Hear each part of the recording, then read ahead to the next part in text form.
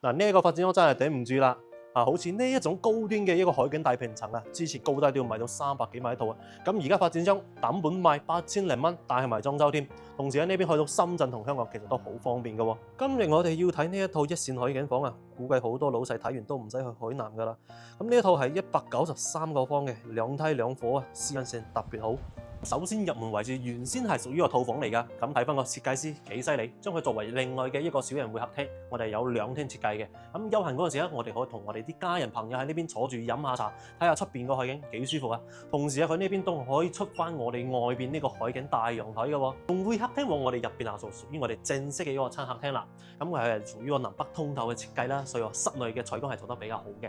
咁開間係做到個4.8米嘅，咁因為佢係屬於一個帶裝修嘅一個交付啦。咁好似我哋啲硬裝啦、天花啦，同埋我哋呢個地板瓷磚，其實全部都係做好晒嘅。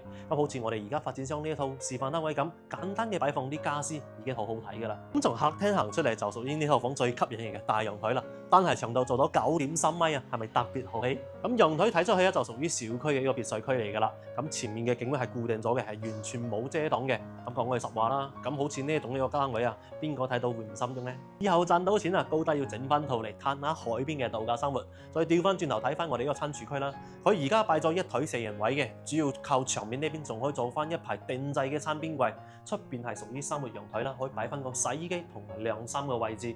咁廚房佢係設計成一個 U 字形嘅廚房，3件套做好晒㗎啦。同時呢邊係屬於70年嘅一個住宅單位嚟嘅，通天然氣啊，更適合我哋呢個長期居住㗎。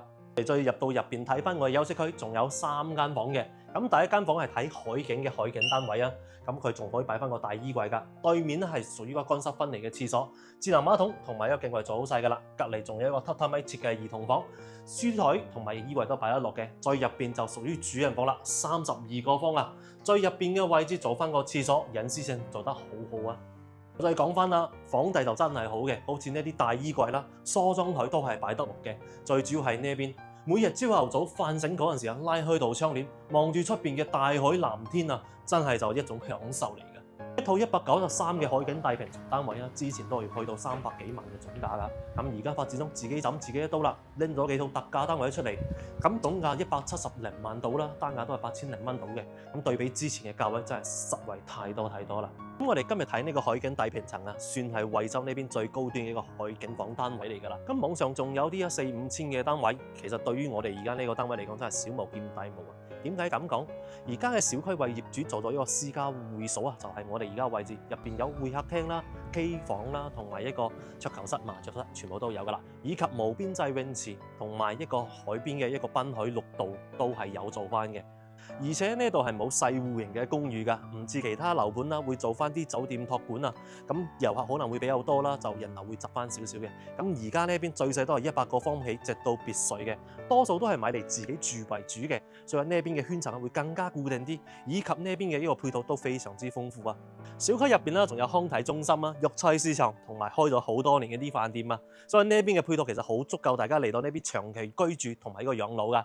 咁另外咧，我哋今日睇呢個193個方嘅海景大平層啦，咁仲有啲細嘅100方、145方，以及仲大啲嘅，仲有一個211方嘅海景大平層，最大就別墅㗎啦。咁如果大家對呢個海景單位係有興趣嘅，可以約上阿輝嚟到呢邊一齊同大家嚟睇睇。